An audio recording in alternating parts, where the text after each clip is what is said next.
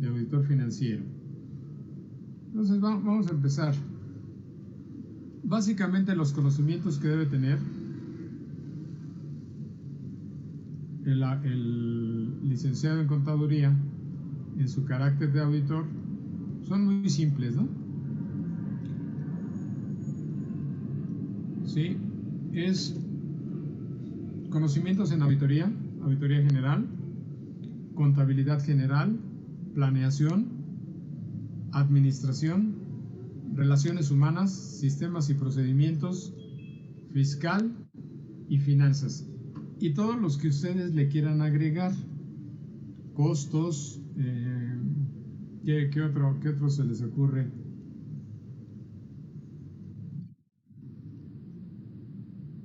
Sería costos, administración de empresas, también pudiera ser, alguna sobre algún tema específico, diplomado, etcétera, en materia de COSO, obviamente diseños e implementación de control interno. Digo, todo lo que ustedes le quieran agregar es bienvenido en cuanto a conocimientos. Para mí esos son los más generales, los que se ocupan más dentro de la revisión de auditoría. Después nos pasamos, si ustedes ven la flecha aquí de conocimientos, es a integrar el perfil del auditor. El único que tiene flecha de ida y de regreso, ¿sí?, es la personalidad. La personalidad de cualquier persona, ¿sí?, ya está diseñada, ya está basada. No es que la vamos a redescubrir, ni mucho menos. Simple y sencillamente podemos hacer que todo lo que está aquí crezca, se desarrolle, ¿sí? Pero ya lo tenemos, ¿sí? Sí, es de nosotros o de la personalidad o del individuo los que debemos de ver si lo desarrollamos o no. Entonces, lo primero es criterio básico, el sentido común elemental, iniciativa debe de ser importante, responsabilidad es una situación básica que debe tener el individuo profesional, liderazgo o ser líder y la capacidad de mando o don de mando, ¿no? ¿Sí? Nuevamente lo mismo, son situaciones que estoy previendo que todos ya lo tenemos, ¿sí? Porque aquí en la personalidad no hay manera de influir, ¿sí?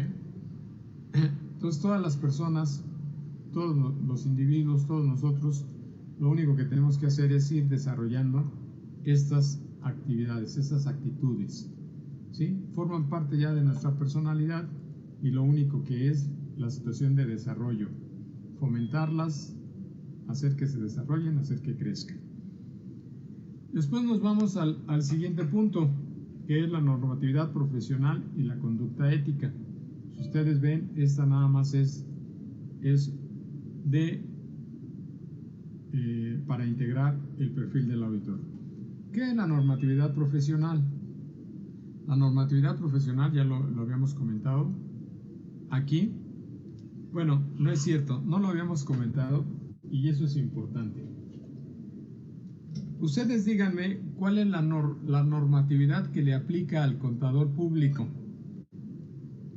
Esto ya lo deben de saber, ya están en quinto semestre de auditoría. ¿Serían las NIF, Quinto profesor? semestre de la facultad. A ver, ¿cuál sería la normatividad que le aplique al contador público? Normatividad profesional. ¿Las NIF? ¿Cuál, perdón? ¿Las NIF? ¿Las normas de información financiera? Normas de información financiera. Ok, entonces lo vamos a poner aquí. Normas de información financiera.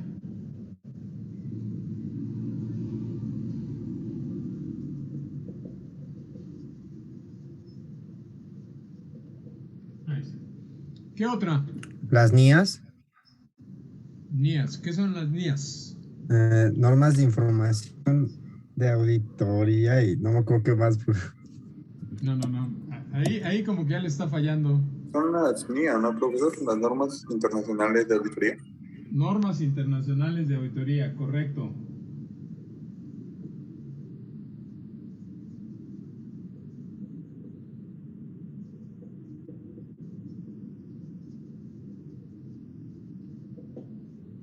¿Qué otra? El código de ética. ¿Correcto?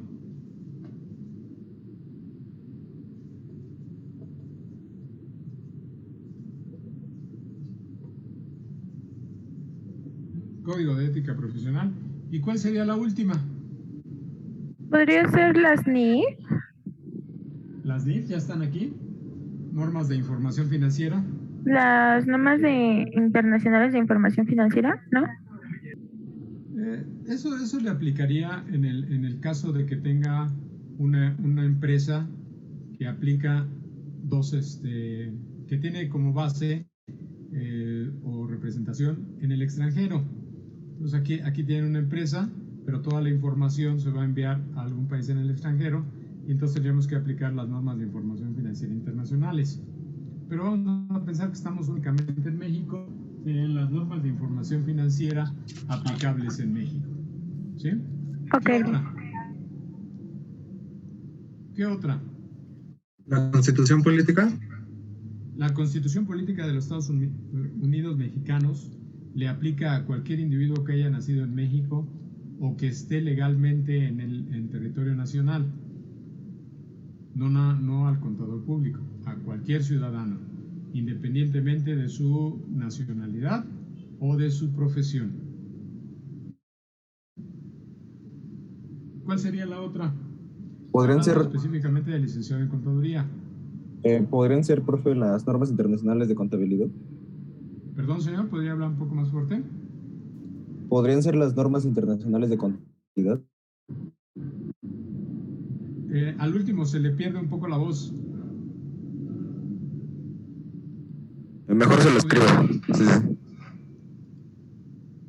¿Lo repite, por señor Muñoz, por favor?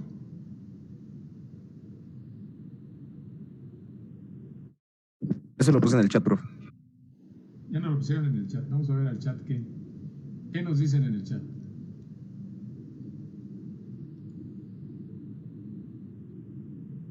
Las NIC, ¿qué son las NIC?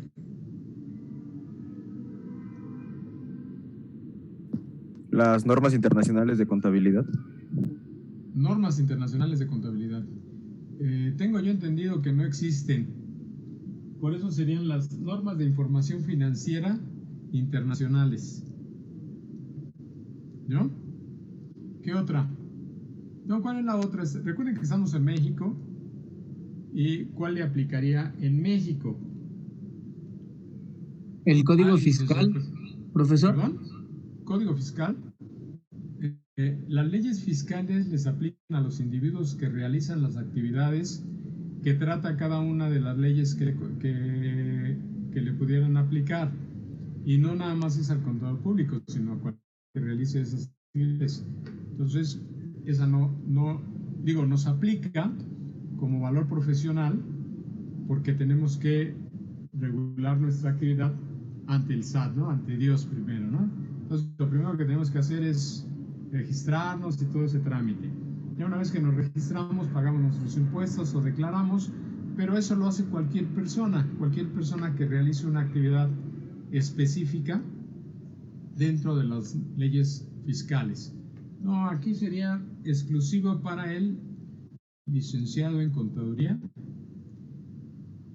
en general. Como creo que no se lo van a saber, la voy a escribir. Y no es otra cosa que la norma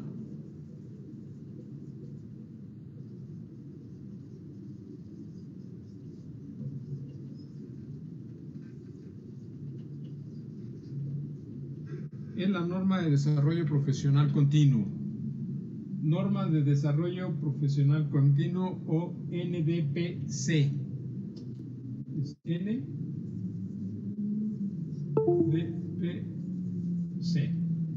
Norma de desarrollo profesional continuo, que es la que nos obliga a mantenernos actualizados, ¿sí? Durante toda nuestra vida profesional. Lo que dure, lo que nos asignen, etcétera. ¿Sí? Entonces, estas cuatro, ¿cuál no le aplica directamente al contador público? Las mías. ¿Cuál? Las normas internacionales de auditoría. Las normas internacionales de auditoría. No, pues estas le aplican directamente, tiene que hacer su trabajo. Recuerden ustedes, lo dije en la clase anterior, todo el trabajo de auditoría se hace en base a las normas internacionales de auditoría. O sea, esta sí le aplica. ¿Las NIF? Las NIF, las normas de información financiera, ¿por qué no le aplican? O sea, le aplican a la empresa, o sea, a los estados financieros de las empresas, ¿no? No a nosotros. Es correcto. ¿Por qué le aplican las normas de información financiera directamente? Porque lo aplican las empresas o las entidades que están obligadas a presentar información financiera, es decir, estados financieros. Y entonces toda la información financiera que van a desarrollar o que van a realizar o que van a obtener dentro de sus ciclos de operaciones regulan los estados financieros. Entonces, esta no le aplica directamente. Entonces viene la pregunta, ¿por qué está considerada dentro de las normas que le aplican directamente al contador público? Si ya nos queda. Que marcarían un procedimiento para que el contador diga, pues sí, un procedimiento general de aplicación a la empresa. O sea, como tal, no son para el contador, pero el contador es una herramienta de él que debe de utilizar para poner en orden una empresa.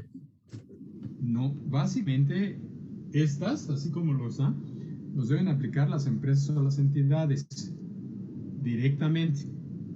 A ellos son a los que le aplican. ¿En qué? En el desarrollo, elaboración, mantenimiento, etcétera, de su información financiera, es decir, en la elaboración de los estados financieros.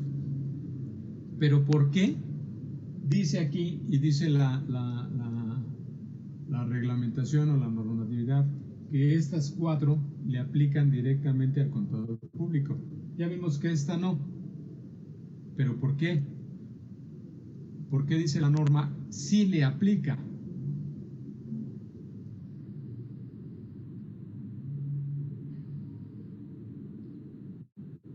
Bien, usted señor Franco, usted tenía un poco de razón. ¿Por qué? ¿Por qué le aplica?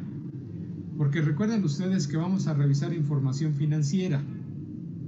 Para revisar información financiera tenemos que saber cuáles son las bases para elaborar los estados financieros. Y pensando que en un 80% o un 85% todas las empresas aplican las normas de información financiera en la elaboración de sus estados financieros, pues entonces es básico que el contador público tenga este conocimiento. ¿Sí? Es básico.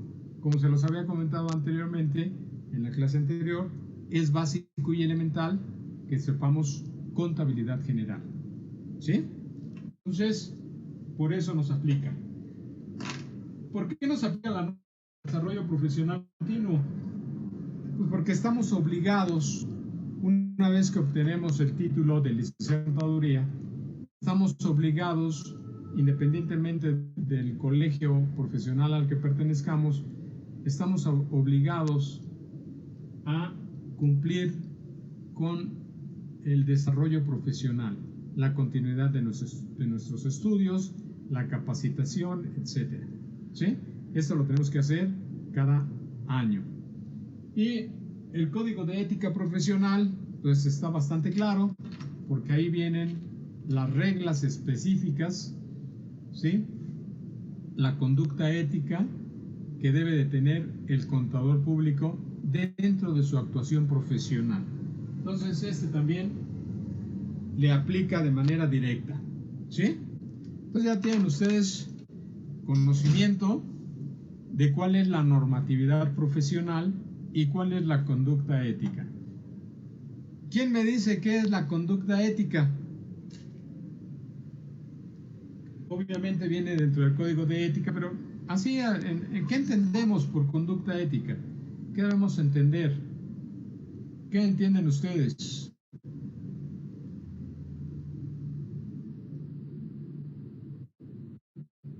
Puede ser como la forma de comportamiento profesional de un contador. el comportamiento profesional no puede ser, es Sí, es. el comportamiento profesional, ¿no? ¿Sí? ¿Qué otra?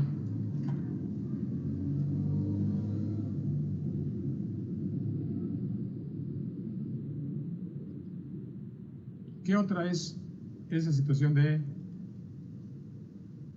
conducta ética? Podría ser aplicar los valores en el desarrollo profesional.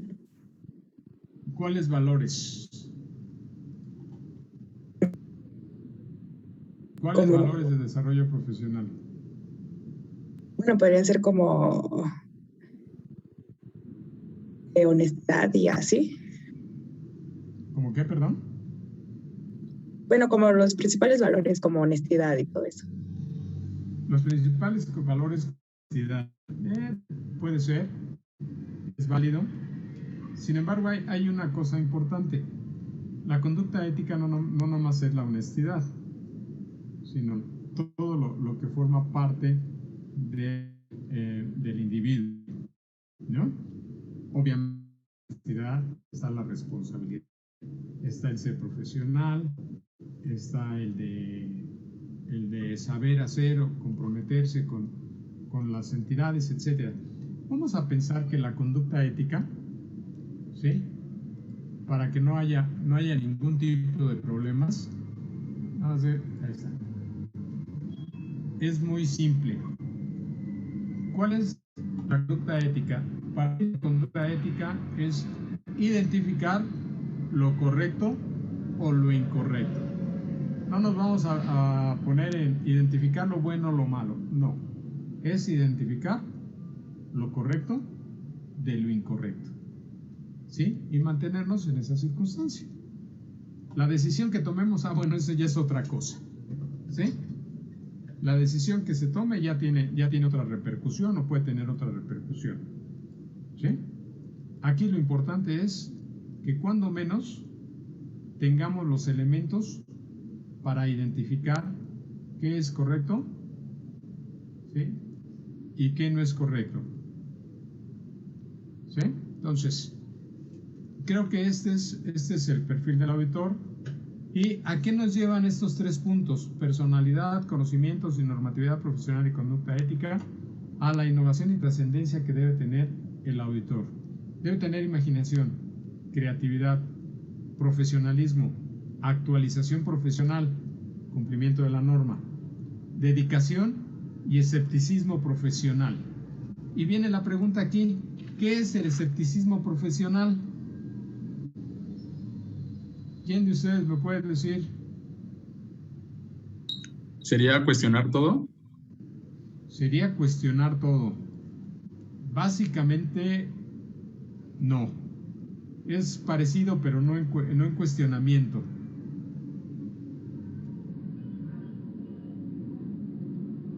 ¿Qué creen ustedes que sea?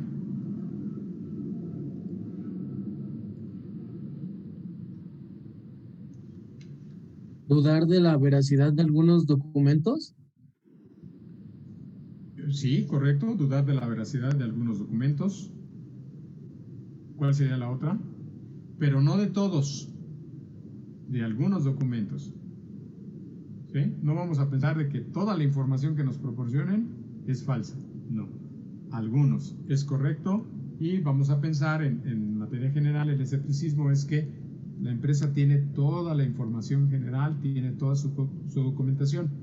Al momento de ir revisando es donde vamos a ir cambiando la posición o la posibilidad o identificando esas posibilidades.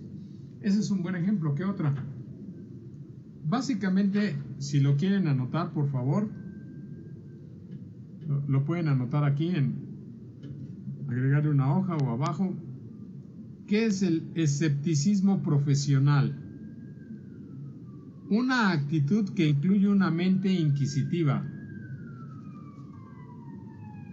Una actitud que incluye una mente inquisitiva, estando alerta que pudieran indicar posibles errores. Estando alerta a condiciones que pudieran identificar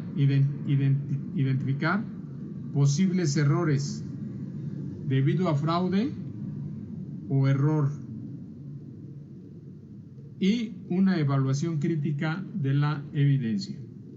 Repito, una actitud que incluye una mente inquisitiva estando alerta a condiciones que pudieran indicar posibles errores debido a fraude o error, y una evaluación crítica de la evidencia. Y de acuerdo a quienes desarrollan esta circunstancia, dice que hay 3 criterios indispensables. El primero es atributos, que son las habilidades, conocimiento, práctica y experiencia del auditor. Repito, atributos, que serían las habilidades, conocimientos, práctica y experiencia del auditor. Siguiente criterio sería mentalidad. La mentalidad aquí no me gusta cómo la desarrollan, pero así viene, ¿no? Se los digo tal cual. Dice, no reconocer la completa honestidad de la administración, ni asumir tampoco que puede ser deshonesta. Entonces aquí viene, dice así, mentalidad, no reconocer la completa honestidad de la administración, ni asumir tampoco que es deshonesta. Y el tercer criterio es acción.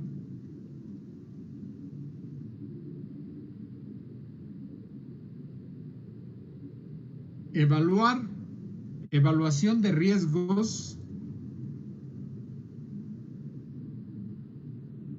y las pruebas diligentemente. Evaluación de riesgos y evaluar las pruebas diligentemente, así como las evidencias obtenidas. Repito lo que es la acción: evaluación de riesgos y evaluar diligentemente las pruebas y las evidencias obtenidas. ¿Sí? Entonces, ese es el escepticismo profesional y los 3 criterios en los cuales se basa esta circunstancia. ¿Sí? Bien, vamos a cambiar la hoja. No sé si tengan alguna duda de lo que sería perfil del auditor. Este perfil que ustedes van a tener que desarrollar en algún momento. Entonces voy a cambiar la hoja, a ver si la cambia automáticamente.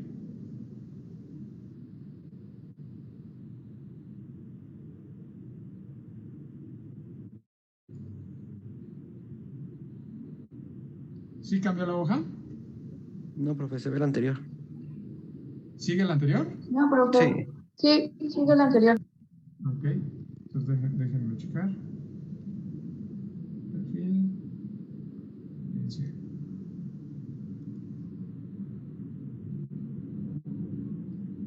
Listo.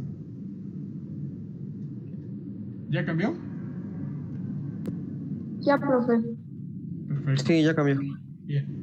Estos son los factores que influyen en la evidencia de auditoría. Igual, es evidencia disponible, es toda la que puede haber en la empresa. Pongan ustedes ahí que es toda la que puede haber en la empresa. El proceso de juicio del auditor, ¿sí?, nos lleva al programa de auditoría. En línea recta nos dice así: la evidencia disponible de la empresa, el proceso de juicio del auditor, y nos lleva a los programas de auditoría directamente. Pero eso no equivale a que sea en línea recta, ¿no? Rápido. Tenemos que ver cuál es el criterio del auditor en cuanto a la evidencia disponible. Y luego, cuál es la forma en que las normas profesionales relativas a la ejecución de auditoría pueden considerar esa evidencia disponible. Entonces, por eso lo ven, está el criterio del auditor, es un proceso en el que el juicio del auditor tiene que aplicarse constantemente, y en cambio el de las normas profesionales relativas a la ejecución de la auditoría es un cuadro que se aplica en una sola dirección. ¿Sí? Lo que dicen las normas de auditoría, eso es lo que tú debes cumplir como parte del auditor. Entonces viene la siguiente. Ya una vez que entramos a la evidencia disponible, el proceso de juicio del auditor, la evaluación de su criterio, la evaluación de las normas profesionales, llegamos a los programas de auditoría. Esto, pónganle aquí brevemente, los programas de auditoría son las guías son las guías de actuación de los auditores que se ha implementado en la revisión de auditoría. Los programas de auditoría son las guías que se han implementado y que sirven a los auditores para la revisión de auditoría. Y luego ya viene aquí la evidencia suficiente y adecuada para la opinión, básicamente. ¿Sí? Entonces, ¿qué es lo que debemos hacer? Ver cuál es la evidencia disponible dentro de la empresa, ver el criterio del auditor. Obviamente en este caso es del auditor responsable. Sin embargo, ustedes cuando sean parte de esa auditoría, ¿sí?, también tienen que ver o formar parte de ese criterio. ¿Por qué? Porque ustedes van a encontrar esta evidencia y el auditor es el que va a definir si forma parte o no de los legajos de auditoría, o si funciona como prueba o funciona como evidencia. ¿Sí? Entonces, así es como funciona la auditoría. ¿Qué es lo que sigue? Siguiente cuadro. Vamos a irnos al siguiente cuadro. Lo voy a hacer individual. El siguiente cuadro es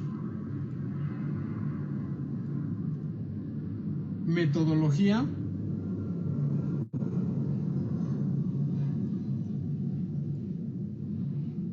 para realizar una auditoría.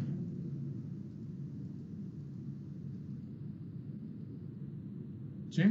Entonces, estamos hablando aquí que es auditoría externa, obviamente. ¿Sí? Y nuevamente, fíjense, entra el criterio y juicio del auditor. ¿Sí? Y aquí ya tenemos tres actividades importantes. Las actividades de revisión importantes, básicas y o necesarias. Es decir, ¿qué es lo importante para la revisión de auditoría? Después viene el alcance y aplicación de los procedimientos de revisión, procedimientos de auditoría. Y después viene el cumplimiento de la normatividad aplicable o específica. Entonces vean ustedes que aquí ya hay separación de actividades. Lo que son las actividades importantes, básicas y necesarias para la auditoría, el alcance y aplicación de los procedimientos de revisión y el cumplimiento de la normatividad aplicable o específica. Y todo esto nos va a llevar a obtención de evidencia suficiente y adecuada para respaldar la opinión. Y entonces hay una relación que debe de hacerse importante. Dice aquí, obtención de evidencia suficiente y adecuada para respaldar la opinión. Entonces, ¿qué es suficiente y qué es adecuada? Esa es una relación muy importante que el auditor debe definir al inicio de la auditoría y al final para poder elaborar su dictamen. Dentro de lo que es el curso, vamos a tratar de definir esta situación importante, porque así básicamente no me dice absolutamente nada. Nada más me dice que debo de obtener evidencia suficiente y adecuada para respaldar la opinión. Entonces, lo que tenemos que averiguar y lo que tenemos que saber es qué significa suficiente y adecuada. Y por último, ya una vez teniendo esto, ya se elaboran los informes de auditoría. En este caso, el dictamen, que es el informe más importante dentro de la auditoría externa. ¿Sí queda claro? ¿Sí? Esto lo vamos a ir definiendo en las situaciones del curso. ¿Dudas? ¿Algún comentario, algo? ¿No? Entonces, Profe, vámonos a... ¿Sí? me gustaría conocer la diferencia entre prueba y evidencia. Prueba y evidencia. Básicamente en materia de auditoría es exactamente lo mismo. La evidencia funciona como prueba. Y la prueba es la evidencia misma. Entonces no podemos aquí separar evidencia y prueba como tal. Lo vamos a manejar que la evidencia son las pruebas que obtuvimos para ver la opinión. ¿Sí? Y las pruebas, pues ya lo dice el propio concepto, ¿no? Deben de ser comprobables y verificables. ¿Sí? Básicamente. ¿Sí quedó claro la respuesta, señor? ¿O Sí, lo muchas intento de gracias. otra manera? Bien, vamos a asumir que sí quedó claro. Entonces, el siguiente documento.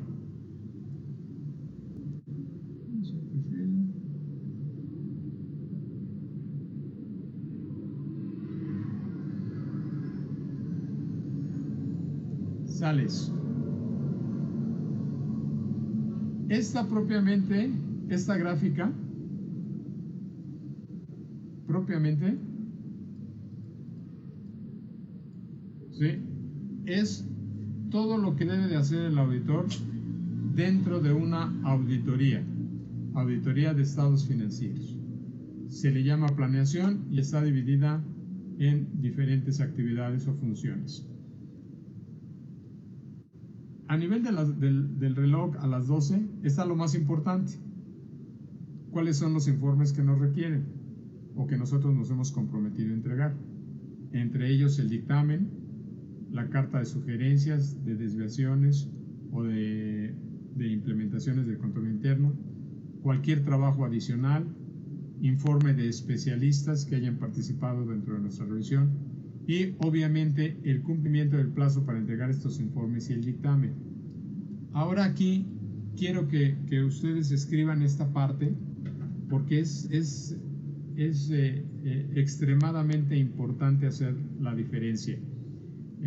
La auditoría y los conceptos de auditoría, si no los entendemos, si no los vemos en la parte en que son y que se corresponden, nos pueden generar ciertas dudas o ciertas diferencias, algo así como lo que es prueba o lo que es evidencia. El dictamen lo voy a ver, o ustedes lo deben de ver, algo parecido a esto. Obviamente no lo es. Algo parecido a esto. Un pequeño cuaderno donde va la opinión, el texto del dictamen y todos los anexos que consideremos importantes. A todo este cuaderno le llamamos dictamen. ¿Qué significa? Que el dictamen no es la opinión. ¿Sí queda claro? El dictamen es un cuaderno, Así, aquí debe de decir dictamen de la empresa X por tal fecha. Pero es un cuaderno que lleve todo el contenido. A este cuaderno se le llama dictamen. Y vuelvo al mismo, el dictamen no es la opinión. ¿Sí queda claro? Entonces, dictamen es un cuaderno donde va todo el contenido final de la revisión de auditoría. Punto. Es un documento. El dictamen es un documento, un cuaderno, donde va toda la documentación final de la auditoría, incluyendo el dictamen. ¿Sí? Ahora, ¿qué es la opinión? La opinión, porque recuerden ustedes que la auditoría, el objetivo de la auditoría es emitir una opinión sobre los estados financieros. Y entonces, ¿qué es la opinión? La opinión se muestra, se otorga en un documento formal llamado dictamen. ¿Sí queda claro? Es decir, en este documento formal va la opinión del auditor. ¿Sí?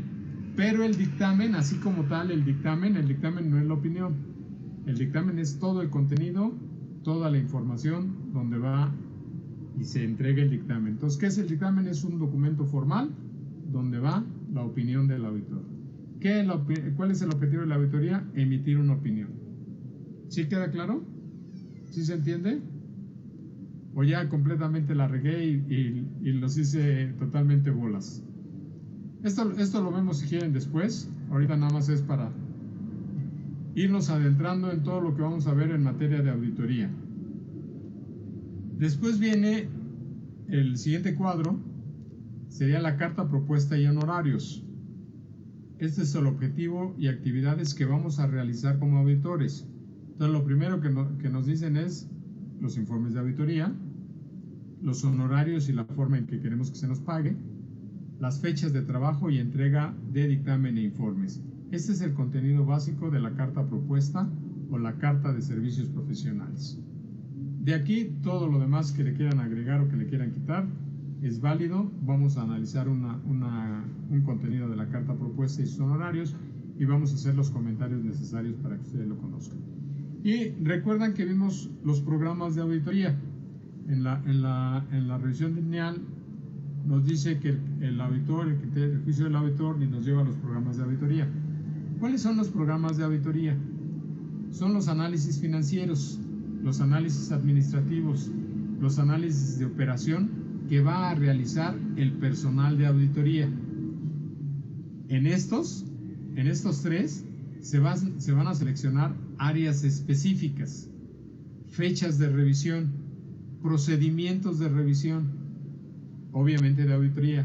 Se va a discutir y analizar la naturaleza, alcance, extensión y oportunidad de los procedimientos de auditoría, el tiempo de revisión, el personal de auditoría que vaya a participar en esa revisión específica, la asignación de actividades a cada uno de los auditores, los papeles, índices y marcas de auditoría que se van a desarrollar, que se van a elaborar o que se van a diseñar. Esto es el contenido del programa de auditoría, básicamente. También lo vamos a analizar y lo vamos a identificar. Viene otra actividad aparte que dice evaluación del control interno. Y entonces vamos a tener que ver el sistema contable y básicamente su ambiente de control. ¿Qué es el ambiente de control? Básico es la tendencia de la administración a la operación de la empresa. ¿Sí? Entonces vamos a ver los procedimientos de control, los cuestionarios de control interno, las pruebas de cumplimiento, la determinación de riesgos de auditoría y la evaluación final del control interno. También lo vamos a hacer, si ustedes ven, son actividades separadas que forman un conjunto. Y entonces todo esto lo vamos a tener que saber hacer, lo vamos a tener que saber cuando menos entender. Ya la práctica nos llevará a tener un mayor conocimiento de esto que se llama planeación y supervisión de la auditoría. Después viene la entrevista con funcionarios. Es necesario dentro de la auditoría que tengamos entrevistas con funcionarios y empleados, cumplimiento de informes anteriores de auditoría y sobre todo aquí en esta parte vamos a pasar la que dice aquí en evaluación del control interno. La evaluación del control interno y la entrevista a funcionarios va importante en lo que es las pruebas de cumplimiento. Las pruebas de cumplimiento las pasamos a la aplicación de cuestionarios de control a los empleados y aquí es donde les vamos a estar preguntando si cumplen, si no cumplen y la evidencia que nos van a entregar. Después viene la colaboración del personal de la empresa. Aquí en esta parte no es que ellos vayan a realizar una parte de la auditoría. Lo que significa es que ellos van a entregarnos información que necesitamos para la revisión de auditoría.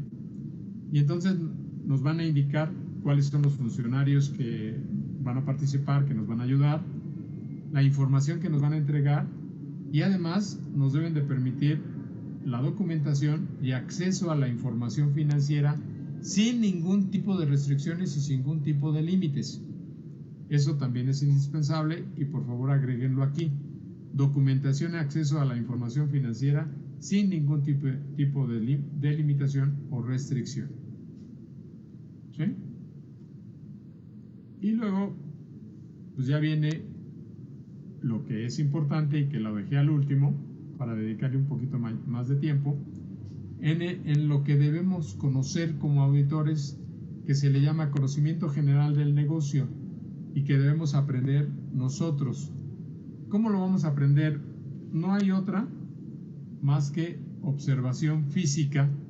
Tenemos que ir a las instalaciones, tenemos que conocerlas, tenemos que observarlas, tenemos que ver algún proceso de revisión que esté realizando la empresa para poder darnos la magnitud del tamaño que va en relación a los honorarios que vamos a cobrar. Entonces, ¿qué es lo primero que tenemos que conocer? Las instalaciones. ¿Dónde están? ¿Dónde se ubican? ¿Qué tan grandes son? ¿Qué tan pequeñas? ¿Cuántas sucursales puede haber? Almacenes, foráneos, etcétera.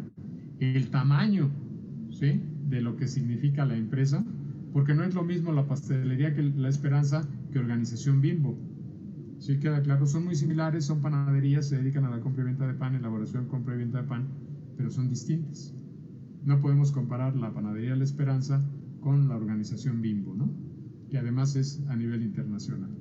Entonces, tenemos que conocer bien cuál es la actividad que realiza, lo que en leyes fiscales le llaman actividad preponderante o actividad principal, y cuáles pueden ser sus subactividades relacionadas con el mismo giro. ¿Cuál es la operación? Tamaño de la empresa, tamaño de instalaciones, número de equipos de transporte, de inventarios, el personal. ¿Qué personal tiene? ¿5,000 empleados o 500 o 50? ¿Sí? Entonces todo esto lo tenemos que saber. ¿De dónde lo vamos a saber? Mucho de ello lo podemos conocer de la Constitución, del acta constitutiva de la empresa. Ahí vamos a conocer la fecha en que inició operaciones, quiénes son sus principales socios o accionistas, quiénes son sus representantes legales, cuál es la actividad preponderante que puede realizar y cuáles son las actividades adicionales que puede realizar, cuál es el tamaño de su capital, si está suscrito y pagado, o si hay alguna situación con ese capital que aún no se paga por parte de los accionistas, etc. Y todos los aspectos legales que pudiéramos llevar a cabo. Básicamente tenemos que conocer cuáles son sus impuestos en el área de contribuyente y en el área de retenedor, y cuáles pueden ser los reglamentos por la actividad que realiza, que genera. Recuerden ustedes que el control interno ha cambiado, ahora no es que haya cambiado, es el mismo, pero ahora se aplica en parte COSO y tiene 3 objetivos. Uno de ellos es el cumplimiento de todas las leyes y normatividad que le aplique a la empresa. Y entonces tenemos que ver todos estos aspectos en materia general. Conociendo todas estas actividades, todo esto sale fácilmente. ¿Cómo tenemos que ver el conocimiento general de la empresa? A través de la observación, a través de aplicación de técnicas de auditoría. Básicamente es la observación y el conocimiento general del negocio. ¿Sí queda claro? Entonces, es la forma en que nos vamos a desarrollar. Después viene aquí el cuestionario de control interno. Me voy a saltarlo otra vez aquí porque voy a la última hoja. Dice aquí, evaluación final del control interno. ¿Sí? ¿Cuál es la evaluación final del control interno? Todos los auditores, sin excepción, todos los auditores, vamos a llegar a una circunstancia específica. ¿Cuál es? Hablar del control interno. ¿Y cómo vamos a hablar del control interno? Pues bien fácil, bien sencillo. Saber cuáles son las repercusiones del control interno, ¿sí?, dentro de la relación opinión con los estados financieros. Y entonces voy a pasar ya directo. Perdón, ¿dudas o comentarios de esto? Todo esto que vamos a ver aquí lo vamos a ver en el desarrollo de la revisión de auditoría. Entonces, el siguiente y último es esta hoja. Y entonces aquí viene el desarrollo o la relación que existe entre la evaluación del control interno y la relación con la opinión. Vamos a ver lo que es muy sencillo y esperemos que lo entendamos, porque nos va a definir muchas cosas. Recuerden ustedes que hay una actividad específica que dice la evaluación del control interno, como una situación dentro de la planeación, como una actividad dentro de la planeación. Entonces vamos a ver cuál es la relación que tenemos con esa evaluación y los resultados que pueden ser en base a nuestra opinión. Entonces, por ejemplo, hay tres formas de definir al control interno, la evaluación del control interno. Eficiente, con deficiencias, o no eficiente o deficiente completamente, ¿no? ¿Sí? Con deficiencias y deficiente completamente son situaciones completamente contrarias, ¿no? Entonces, vamos a pensar que es eficiente. Entonces, los estados financieros que nos proporciona la empresa van a ser confiables. Vamos a tener que aplicar menos alcance de revisión, es decir, menos pruebas selectivas. Hay menor posibilidad de error o irregularidad. Habrá también menor aplicación de procedimientos de auditoría. Habrá mejores resultados, conclusiones y evidencia que ratifica la opinión sin modificaciones. Entonces vean ustedes, por regla general, cuando el control interno es eficiente, es una opinión sin modificaciones. ¿Qué sucede cuando el control interno es un poco deficiente o hay deficiencias que no son graves pero existen? Los estados financieros se presentan con desviaciones. Vamos a tener que realizar más alcance de revisión o más pruebas selectivas.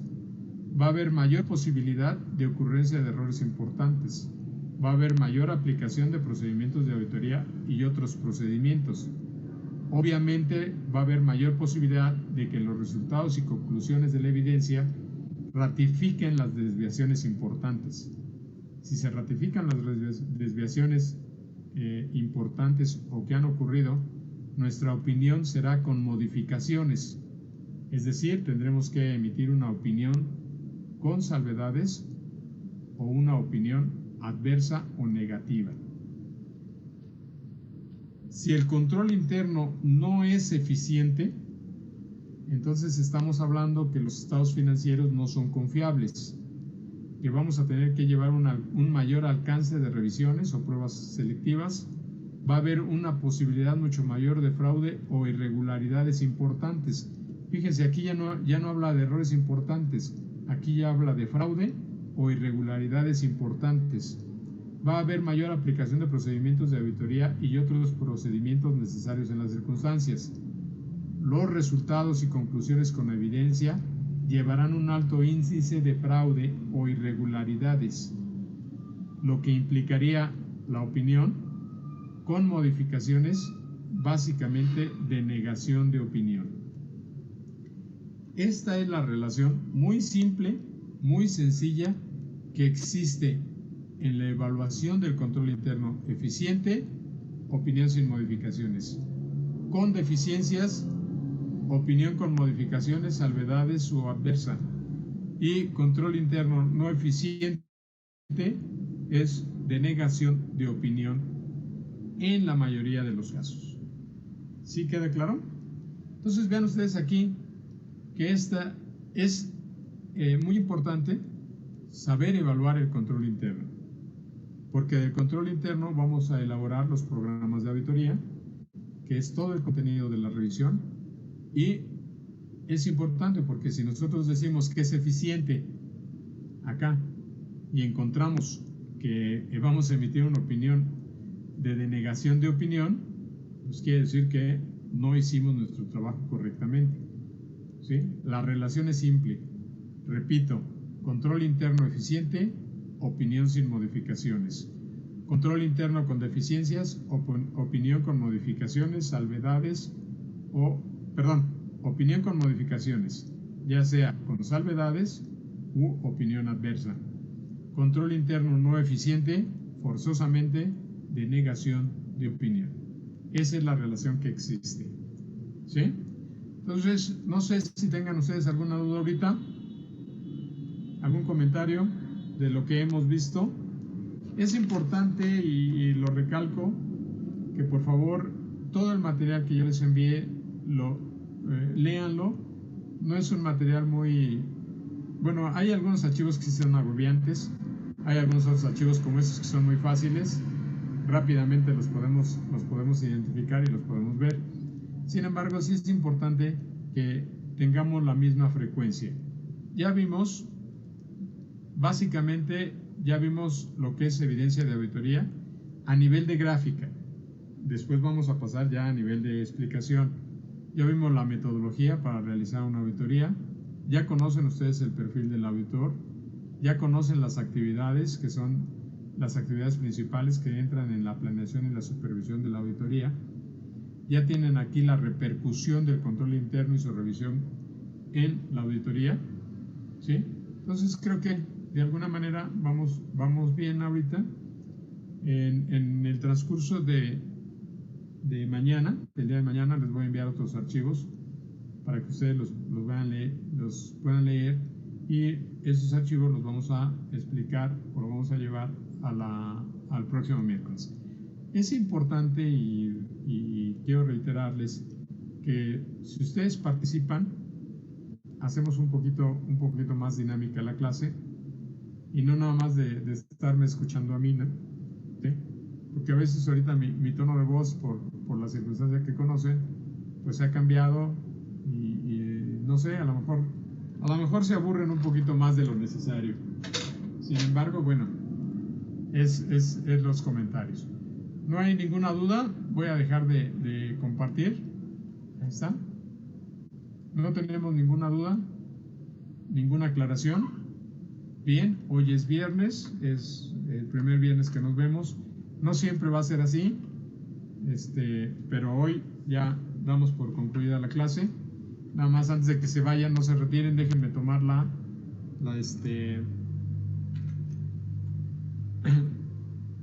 ¿cómo se llama? La evidencia que estuvieron aquí en clase.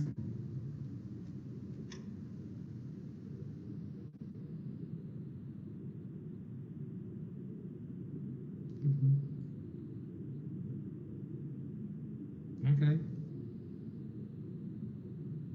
Perdón, no quiere grabarla. Permítanme nuevamente. Está. Hoja 1, sale, nos vamos a la hoja 2. Pasamos a la hoja 2, no se vayan todavía, no se despidan.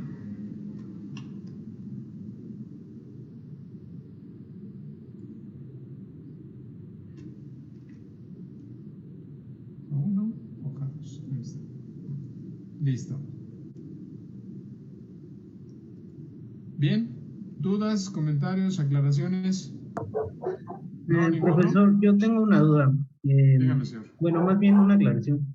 Es que el día de mañana me toca a mí vacunarme. Entonces, estaba viendo que la tarea se tiene que entregar entre las 11 y las 12.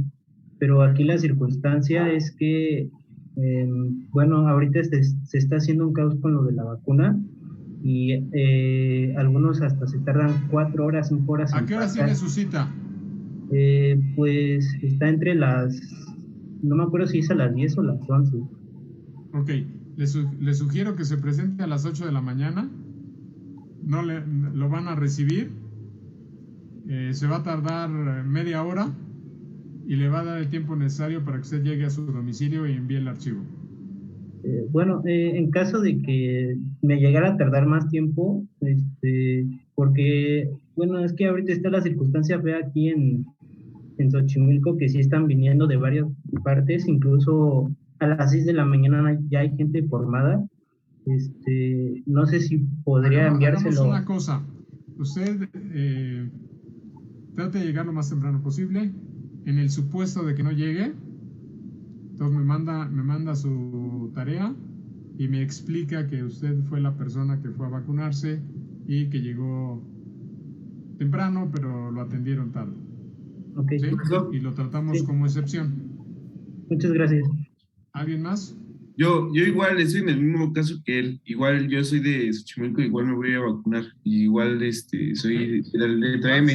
Sigamos la recomendación de llegar lo más temprano posible para salir lo más rápido. ¿Sí? Ok. En el supuesto de que la atención sea tardada, que no lo creo. ¿Sí? Entonces ustedes me mandan su trabajo, me mandan un correo donde me explican que acaban de salir de la vacunación, me mandan su copia de la vacunación con la hora, ¿verdad? Para garantizarlo. Y si no, desvélense un poquito, ¿no? Yo a familiares y a todo, hemos ido a las 8 de la mañana y a más tardar a las 9:30 ya estamos afuera.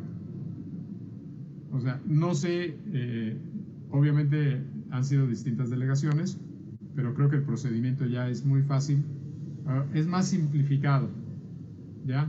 Para todas las delegaciones. No fue como en la primera etapa de marzo o abril de este año, ¿no? ¿Sí?